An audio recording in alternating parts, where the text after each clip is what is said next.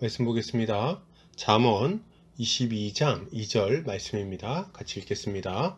가난한 자와 부한 자가 함께 살거니와 그 모두를 지으신 이는 여호와시니라. 아멘. 잠언 22장 2절 말씀, 가난한 자와 함께 살아가는 부유한 자라는 제목으로 말씀 보도록 하겠습니다. 신자는 가난한 자를 돌아보고 함께 살아가기 위해 힘쓰는 자입니다. 왜요? 그가 하나님의 자녀요 나의 형제임을 알기 때문입니다. 오늘 본문을 통해서 이에 대해 함께 살펴보도록 하겠습니다.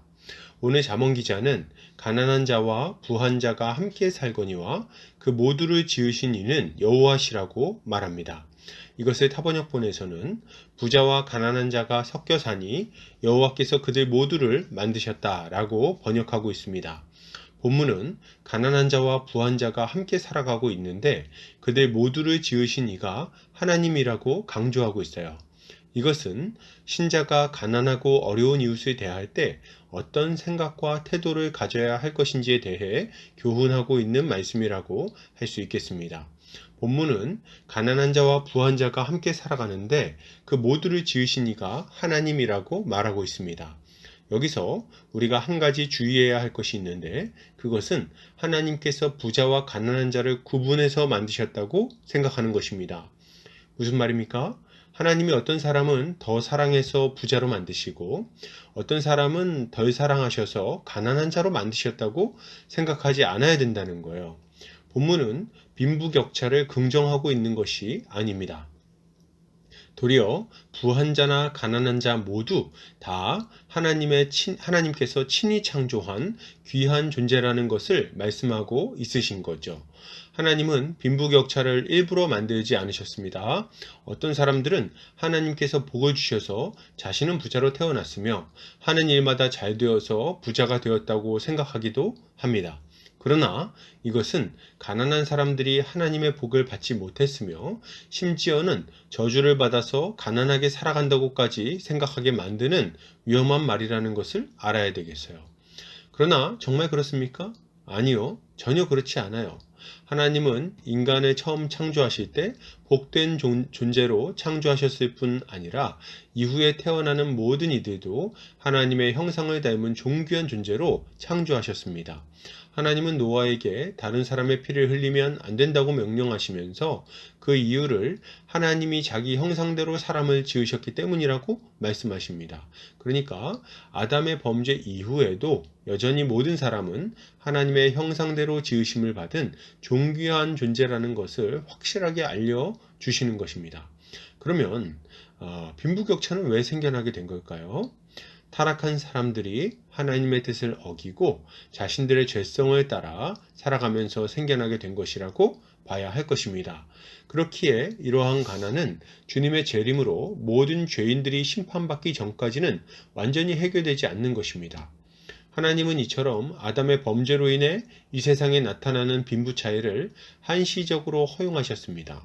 그러나 이 말은 빈부격차는 어쩔 수 없으니 포기하고 그냥 살아야 한다는 말을 하는 것은 아닙니다.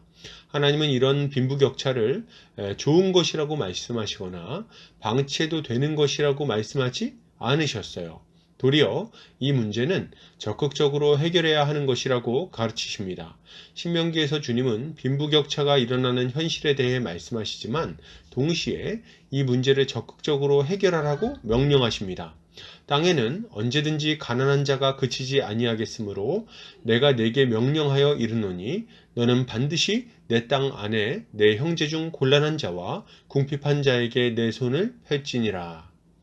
무슨 말입니까? 주님은 형제 중에 가난한 자가 있을 때 그를 멸시하거나 억압하지 말고 도리어 손을 펼쳐서 도우라고 명령하시는 것입니다. 그러면 주님은 왜 이렇게 명령하시는 걸까요? 그 이유는 주님의 명령 안에 잘 드러나고 있습니다. 주님은 가난한 이웃을 내 형제라고 부르십니다. 무슨 말이죠? 그들이 우리의 가족이라고 말씀하고 계시는 거예요. 이스라엘 민족은 아브라함과 이삭과 야곱의 후손입니다. 이스라엘 12지파는 모두 야곱의 12아들에게서 비롯되지 않았습니까?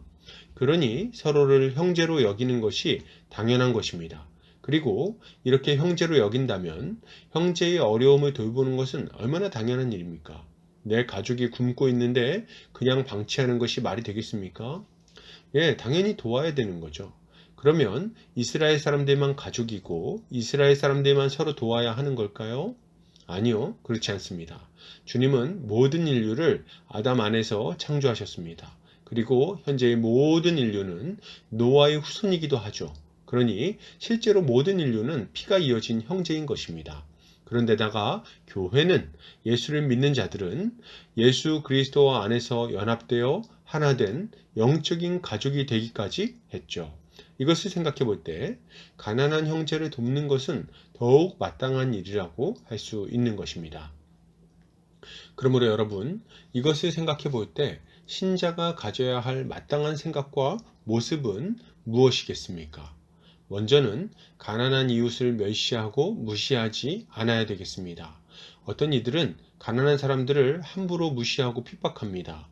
이들은 가난한 이들의 가난을 온전히 그들의 탓으로 돌리며 비난하기도 하고 그렇게 가난해졌으니 무시당해도 당연하다는 식으로 생각하기도 합니다. 이들은 이렇게 말하곤 하죠. 아이고, 그 나이 될 때까지 뭐 했어? 그렇게 게으르게 사니까 네가 가난한 거야. 혹은 집 한 채 없는 너네 부모님을 원망해라. 누가 가난한 집에 태어나랬니?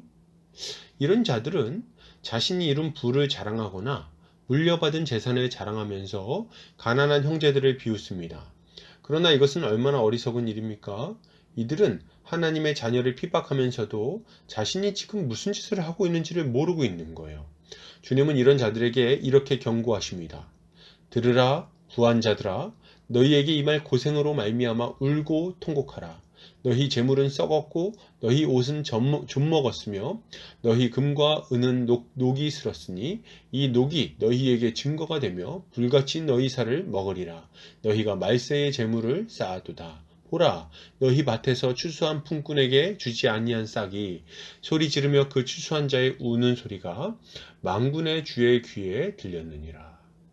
여러분, 하나님의 자녀를 멸시하고 그를 핍박한 자가 하나님의 심판을 피할 수 있겠습니까? 하나님이 맡기신 재물로 자랑이나 하며 동료들을 핍박하는 악한 종이 주인의 심판을 피할 수 있겠냐는 말이에요. 하나님은 많이 받은 자에게 많이 구하신다고 말씀하셨습니다. 그들은 자신들이 가지고 있는 재물을 어떻게 사용해야 할 것인지 고민해야 될 것입니다. 그렇지 않으면 마지막 심판의 날에 하나님 앞에서 창고에서 썩어버린 곡식에 대해 변명해야 될 것입니다. 자, 그러면 신자는 가난한 형제를 대할 때 어떤 태도를 가져야 되는 걸까요?